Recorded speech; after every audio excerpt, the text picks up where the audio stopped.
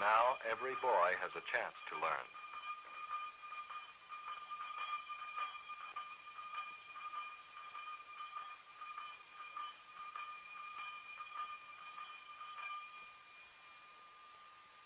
Yasin takes off his keffiyeh. So does Taisir. Schooling is very important. Too many of the grown-ups in Sahab cannot read or write at all.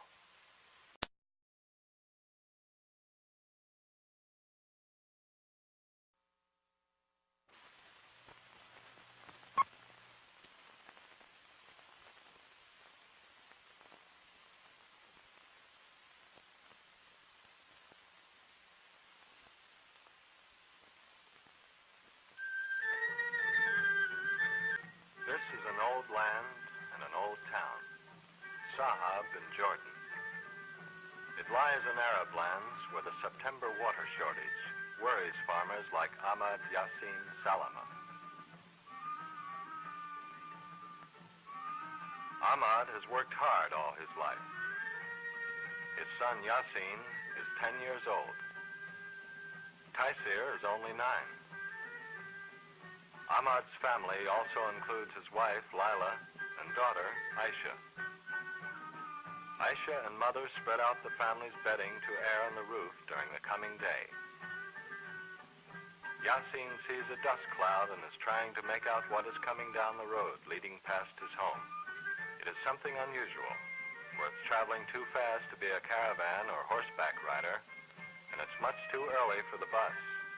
Yasin makes out that it's a truck from a bigger village nearby.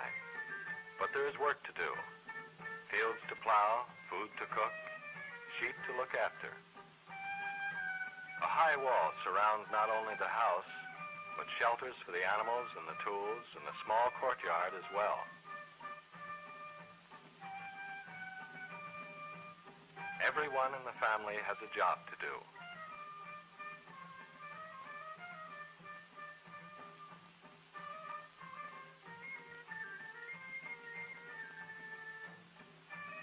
Taisir's job is to take the family's 2 sheep to the village shepherd. Aisha's first duty each morning is to sweep the hard-packed earth floor of the courtyard. Yasin helps father. They load the tools needed for the day's farming on the back of the family camel, and father lets Yasin ride for a little way.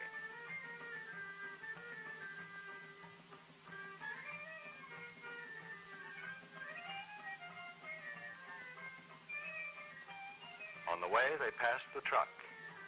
It is most unusual to see a truck in the streets of Sahab. Their job this morning is to get water to the plants they are trying to grow. Although there's scarcely a living thing to be seen here, this is their new fruit orchard. Under the pile of rocks that Yasin takes carefully apart is a young fig tree. The rock cover protects the small tree from the sheep and goats.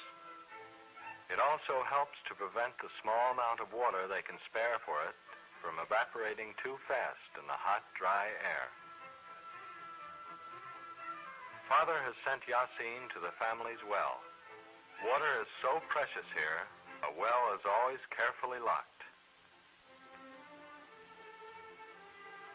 The wells of the village supply enough water for people and animals, but there is only a little left to grow a few vegetables and fruits.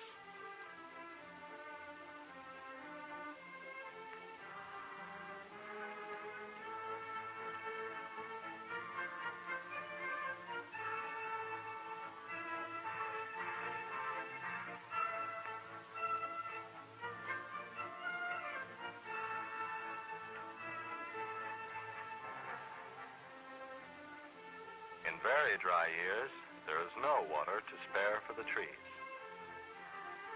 But now it is time for Yasin to go to school. Meanwhile, Taisir has reached the herd. He turns the sheep over to a hired shepherd. Food for the animals is scarce on the desert. They must wander during the cool hours to find the scant growth. Today there is a government-supported school in Sahab. Father is one of the few men in Sahab who learned to read and write in Arabic. He learned from a religious leader. The boys of Sahab know the value of learning. The boys learn to read and write two languages, English and their own language, Arabic. Of course, they learn other things too, like arithmetic and geography and history, but right now the class is learning English. It is hard to learn a strange language, especially when it looks so different and reads from left to right. Arabic is easier for Yasin. For him, it reads in the correct direction.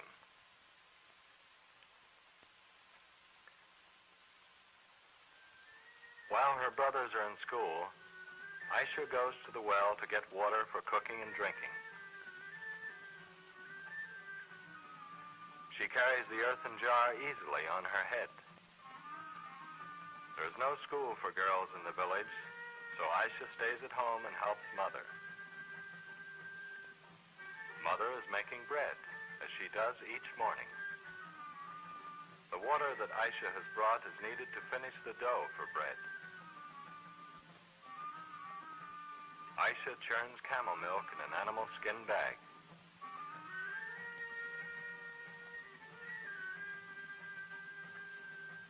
Mother takes the bread to a warm place where it will rise before it is baked, while Aisha, finished with her churning, pours out the butter and milk.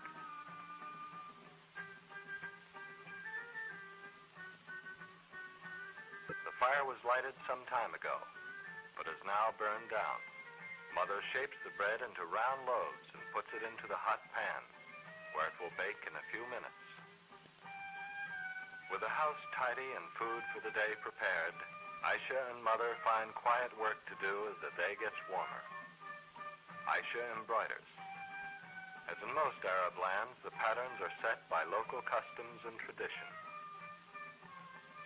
Out of wheat straw she has dyed, Mother makes a mat. Maybe for decoration, maybe for a table covering, maybe to cover a dish. There are no living things in Mother's design. Her religion forbids it. The tools Mother and Aisha use for their work are simple, but both are skilled in the use of these tools. Meanwhile, Father is busy plowing. Each year he sows a large field with wheat, and if there are 3 or 4 rains during the winter, his crop will get enough water to grow. The family's camel pulls the old-fashioned plow. Its broad feet help it in the sandy soil. Transportation, milk, and hair for making cloth all come from the family camel. The plowing goes on. Hot, hard, heavy work. The sun grows hotter and hotter, and finally it's too hot to work in the open anymore. Father finds a shady spot and rests until the worst heat of the day is over. The sheep are too hot to graze. There is no shelter on the hot plain beyond the village, so they huddle together, seeking the shade of each other's bodies. The village is very quiet. Everyone who can has gone inside to escape the fierce heat of the noonday sun. It is late afternoon, and school is over for the day. Yasin and Taisir are on their way through the village streets. The boys stop for a moment to say hello to their uncle, who runs the cloth shop, one of the few such shops in the village. Between them, the boys have one small coin, so they stop at a candy store. The shopkeeper wonders if they're ever going to make up their minds. They finally do, and the deal is made. The hard sugar candy is made in Damascus.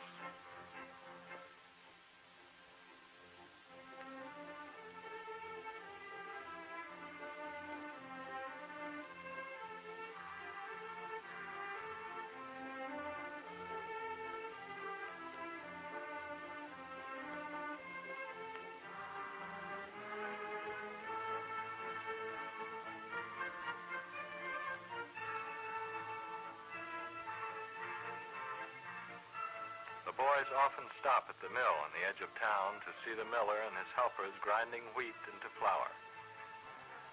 A few years ago, the village women ground their grain between two stones to make flour, but now everyone takes the wheat to the mill. The flour mill is powered by a big engine. The boys always like to watch it work because it's the only thing of its kind in the village.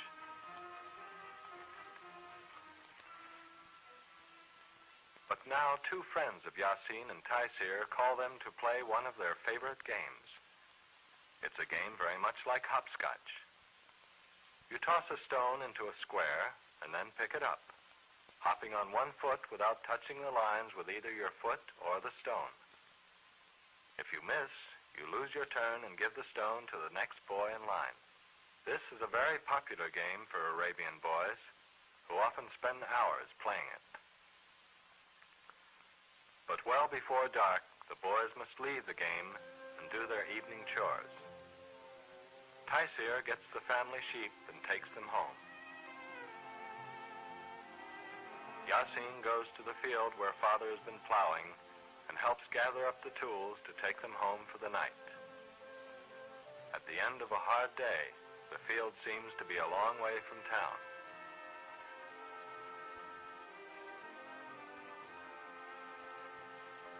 Yasin is glad to ride home.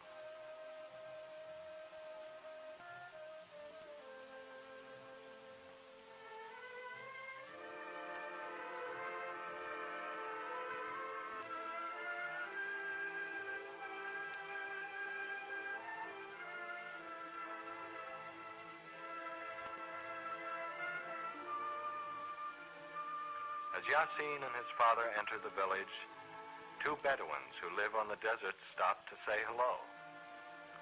Yasin sees the beautiful Arab horses and admires the Bedouins for their fine animals and free life. But when he stops to think, he is glad to have the camel.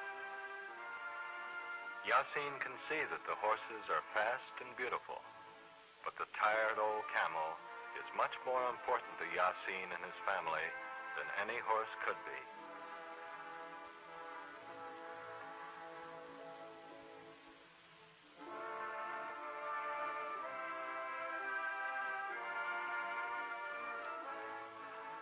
The setting sun catches them still not quite home.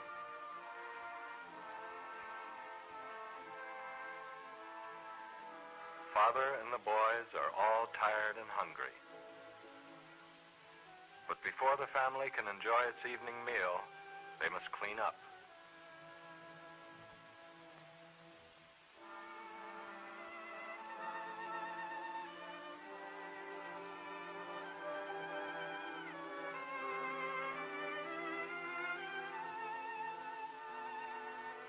Father must be especially careful, for once again it is time to pray to Allah. Father is the religious leader of the family.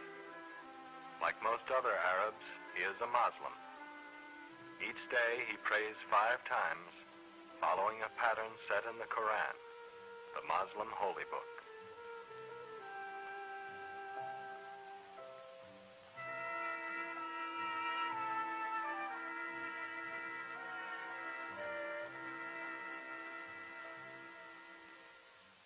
And then it is time for the evening meal. Aisha serves the meal as most daughters in Arab lands do. Mother makes the coffee, which is so important in the home life of Arab families. A meal is more than merely the satisfaction of hunger. It is a ritual of friendship.